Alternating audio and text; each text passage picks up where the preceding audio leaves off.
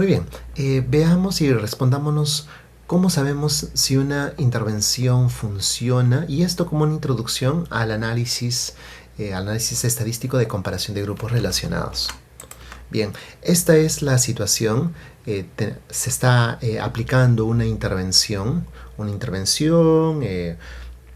un taller, por ejemplo, que tiene 10, 12 sesiones y a los cuales pues se ha hecho una evaluación pre-test y post-test. Entonces, en la evaluación final se obtienen puntuaciones mayores, pero nos preguntamos si es que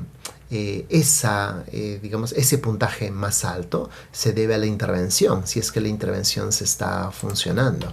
Entonces, ante esta pregunta de esa diferencia de puntajes, podemos afirmar que el programa produjo ese cambio y bueno, la respuesta no es tan directa. Y la respuesta es no necesariamente porque no estamos seguros, o sea, estamos seguros que sí hubo un cambio, pero ¿cómo estar seguros de que ese cambio se puede atribuir a la intervención?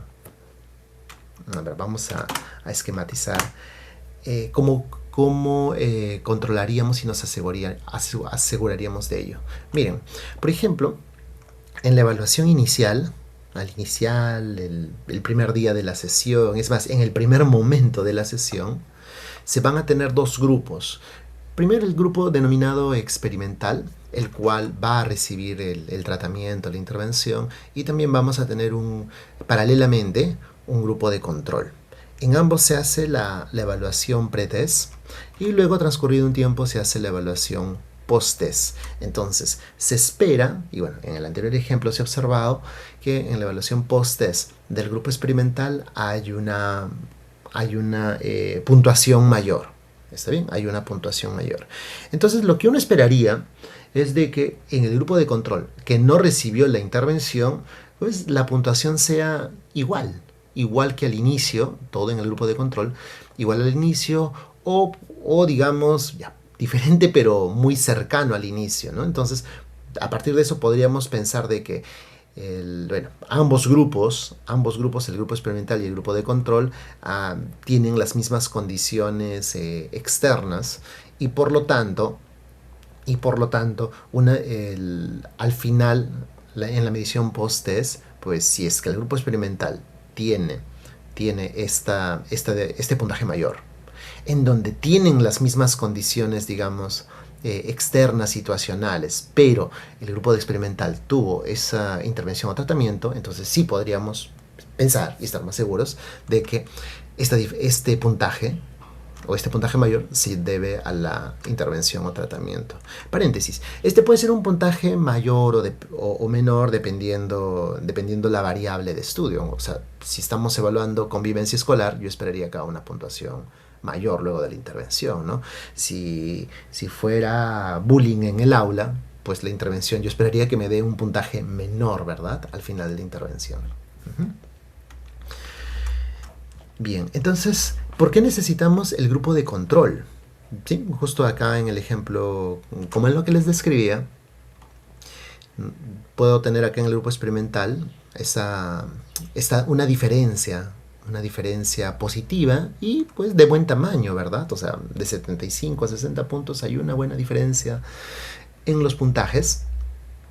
Algo que luego se va a tener que también evaluar, porque no es solamente bueno porque sea mayor o porque nos parezca mayor, sino ya en un curso sobre el análisis estadístico tendríamos que pensar en una forma de ir valorando esa diferencia, ese cambio, ¿no? Y van a estar los tamaños del efecto. Pero bueno, eso ya corresponde a algo siguiente.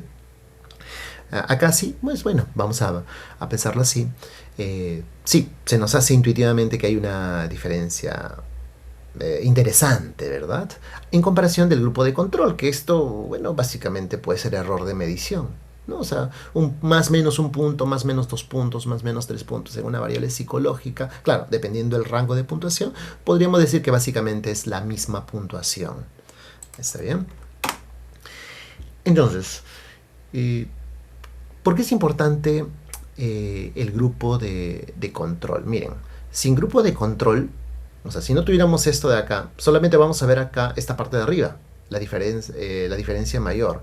Pero no podemos estar seguros si eso fue por la intervención o fue por alguna situación generalmente externa, bueno, externa a la intervención. Definitivamente una situación externa. Por ejemplo, hablando pues de convivencia escolar, de pronto, bueno, se está haciendo la intervención, esto se hace una vez a la semana, durante 12 sesiones, 3 meses, pero resulta pues que hubo unos cambios, ¿no? Y de pronto pues en el aula cambiaron de profesores, ¿no? Y profesores pues que hacen, en su rol educativo, también van gestionando los intercambios en el aula. Entonces, pues de pronto cambia las ubicaciones de los lugares a los estudiantes o hacen que se vayan conociendo más a través de los trabajos grupales. Entonces eso podría ir favoreciendo la convivencia. O de pronto, ¿no? Las fechas, durante la intervención, durante las fechas ocurren pues actividades en el centro educativo, actividades deportivas en donde los estudiantes tienen que se van encontrando y conociendo de acuerdo pues a algo que iba más allá pues del aula, y ahora pues es el patio en donde tienen que hacer actividades deportivas y se van encontrando, conviviendo. Entonces resulta pues de que la puntuación mayor no necesariamente fue pues por nuestra intervención, sino fue pues por otros agentes. Así que, así que va a ser necesario tener el grupo de control porque de pronto, ¿qué pasaría por ejemplo? A ver, vamos a ver esta situación, ¿no? Hubieron agentes externos y aquel grupo de control de 60 pasó pues a 72, ¿no? Entonces, bueno, entonces, ¿qué podríamos decir? Que nuestra intervención tuvo una diferencia en cuanto al grupo de control de solamente 3 puntos, ¿no? Entonces, y eso podría estar dentro pues, del error de medición. Así que sí, necesitamos ir mirando la puntuación ahí en el grupo de control. ¿Está bien? Entonces por eso acá va a ser interesante, necesario el grupo de control. ¿Ya? Porque con eso podemos estar seguros de que esa variable sobre la cual nosotros estamos interviniendo, sobre ella ha tenido un efecto la intervención. Y estaremos más seguros que fue por el efecto del programa. Bien, acá para ir finalizando, vamos comentando sobre los distintos tipos de estudio experimental, porque esto sí corresponde a un experimento en donde se está interviniendo para ver los efectos sobre una determinada variable, en este caso la convivencia escolar. Entonces, bueno, sí, ya nos hemos dado cuenta de estos elementos. Hay un grupo experimental, un grupo de control, hay una intervención o tratamiento. Y los grupos se van a denominar, o los tipos de estudio experimental y cuasi experimental principalmente. El estudio experimental va a ser esta misma estructura, solo que el grupo experimental y el grupo de control se designan aleatoriamente. Es decir, si estamos haciendo una intervención, por ejemplo, en un hospital, y en el hospital hay pues 100, 200 pacientes en lista, entonces aleatoriamente se designan quienes van a integrar al grupo de experimental y al grupo de control. De esa forma nos aseguramos de que estén balanceados estos grupos, ¿ya? O sea, cierta equidad en los grupos. ¿Está bien? Si es que ha habido una asignación aleatoria. Cuasi experimental se denomina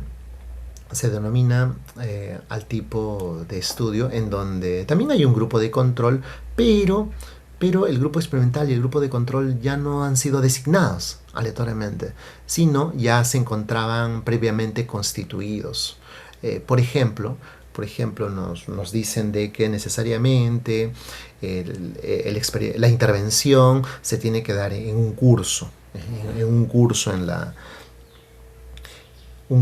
en 2 secciones, en 2 aulas, y resulta de que, pues sí, tenemos el grupo experimental va a ser la sección A y el grupo de control va a ser la sección B, ¿no? Entonces no hay una designación aleatoria, y eso hasta cierto punto pues, digamos, podría plantearnos situaciones en las cuales no harían pues equivalentes en cuanto al inicio, el punto de partida del grupo experimental y el grupo de control, ¿no? Por ejemplo, pasa en algunas instituciones que las secciones del grupo A, digamos, tienen una edad menor que los del grupo B. Quizás meses de diferencia que a nivel escolar pues plantea sí unas diferencias relevantes. Entonces, ya se encuentran determinados los grupos. O si estamos haciendo la intervención, por ejemplo, en un hospital, en un centro de atención, pues por las propias condiciones, ¿no? Nos dicen, miren, acá tenemos los primeros inscritos y ellos van a ser los que reciben el tratamiento. Y luego los que se inscribieron luego de determinada fecha, bueno, ellos tendrían que ser grupo de control. No se pueden reconstituir los grupos. Uh-huh. Bueno, entonces eso es un estudio cuasi experimental. Uh-huh. Y bueno, algo que todavía es parte de debate es sobre los denominados estudios experimentales. Por eso es que aquí lo coloco un poco en un color más tenue, porque podrían haber situaciones en donde no tengamos grupo de control. No hay grupo de control. Entonces solamente se tiene, así como acá arriba, grupo experimental. Esa situación sí tiene bastante debate, mientras que para algunos académicos básicamente no consideran al estudio preexperimental como un tipo de investigación experimental. No, para ellos es simplemente no hubo experimento. No hubo experimento y no se debería de considerar, porque no estamos seguros pues de si esa diferencia en el puntaje se debió al tratamiento, ¿no? Mientras que por el otro lado también tenemos académicos que van a buscar defender que por lo menos es cierto, es muy limitado el estudio experimental porque no hay grupo de control, pero a pesar de sus limitaciones va a ser una contribución. Va a ser una contribución porque en otras situaciones no se podría tener el grupo de control, ¿no? Entonces, ante una situación de no información, esto podría ir agregando información o un conocimiento inicial. Algo muy muy inicial, y además pues que debería de ser acompañado pues de una argumentación o observación pues del entorno, ¿no? O sea, no hay grupo experimental, pero esto se ha asegurado, se ha observado la situación externa y por ejemplo en los ejemplos que les comento, no ha habido pues el cambio de profesores, no ha habido actividades académicas o del colegio que pudieran pues, pensar que estuviera interviniendo. O sea, tratar de defender el hecho de que este cambio no se haya producido o visto influenciado por otros agentes más allá de la intervención o tratamiento. Algo todavía en actual debate, pero sí es importante y eso lo estamos viendo en esta presentación, la importancia del grupo de control. Porque, bueno, si me permito comentarles que en la experiencia sí me ha pasado, digamos, ser convocado a asesorar estudios en donde solamente había grupo experimental y cuando yo les hablo del grupo de control, pues no lo habían considerado porque no sabían, no lo pensaron. No, eso sí, digamos, hay que evitarlo, ¿ya? Hay que evitarlo.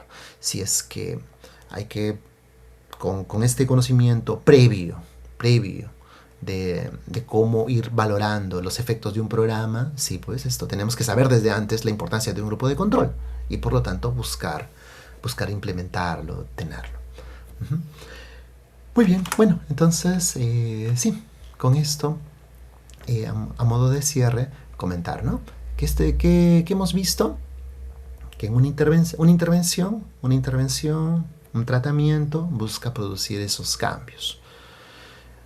Y bueno, y para eso nosotros hacemos mediciones para ir evaluando esos cambios. Y eso también es interesante. En nuestras intervenciones Por ejemplo, siempre tenemos que considerar una forma de evaluación sobre la efectividad de nuestra intervención. A veces he visto situaciones en donde para la intervención, bueno, a ver, ¿y cómo ahora argumentamos que esto ha funcionado? ¿No? Y resulta pues que no tomaron una evaluación pretest, una evaluación, ¿no? Y la preocupación por la medición de la intervención se da al final, ¿no? Y al final se hace una medición final, pero ¿cómo saber, no? O sea, imagínense una intervención en donde solamente hay una medición final. Ajá, entonces, por eso sí, por eso es importante. Es importante ir manejando, ir sabiendo de que vamos a valorar esta intervención a partir de comparar esas mediciones. Y esas mediciones en los cambios.